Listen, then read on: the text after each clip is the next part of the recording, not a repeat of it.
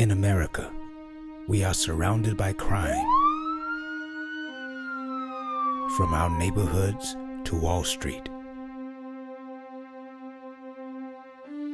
From the televisions in our homes to the big screen. Crime is woven into the very fabric of our society. Crime is a way of life in America. Crime is generally defined as something we witness in the streets or in the movies. Violence. Guns. Killer.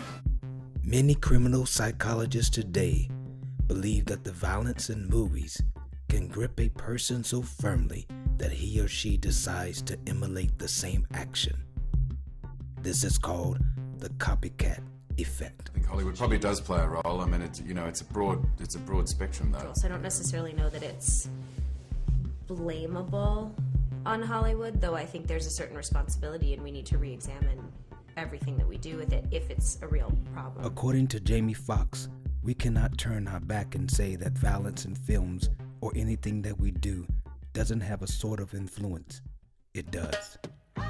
Crime scene tape and bullet casings mark the scene of a recent shooting, one of 22 that took place over the course of just 72 hours in New York City. Due to the increase of crime over the years, the prison system in America has flourished.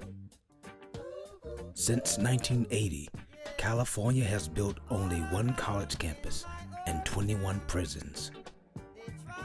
In 1980, our rates of incarceration was just a quarter of what they are today. What changed? The war on drugs. We must wage what I have called total war against public enemy number one in the United States, the problem of dangerous drugs. They can't even kick drugs out of the prison system. You know, they have guys in prison that ODs and things of that nature, even in the home. What's happening here in America is that our government is inadvertently supplying the hard drugs to the people in this country. Then they're putting the people who use them in this country in jail. Drugs has a more physical, detrimental physical effect on people, and it affects a lot more people. Prisons are big business. They are privately owned and are a great commodity to those who run them.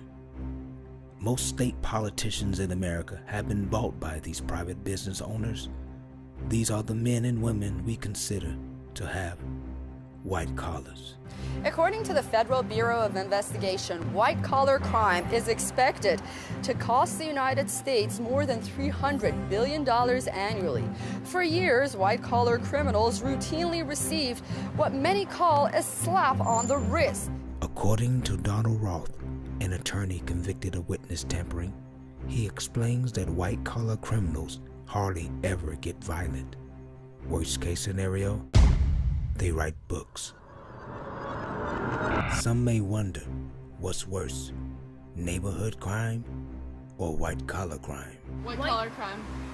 I would think, yes, neighborhood crime, because neighborhood crime is much more violent. Whether your opinion on crime is based on a movie, a personal experience, or the indulgence of what we witness in the media, one thing stands clear. Crimes we view on television or in the movies could very well be emulated in our streets and in our schools. Prisons are housing young men and women who have been affected by these influences and have found themselves in the middle of a war they cannot win, the war on drugs.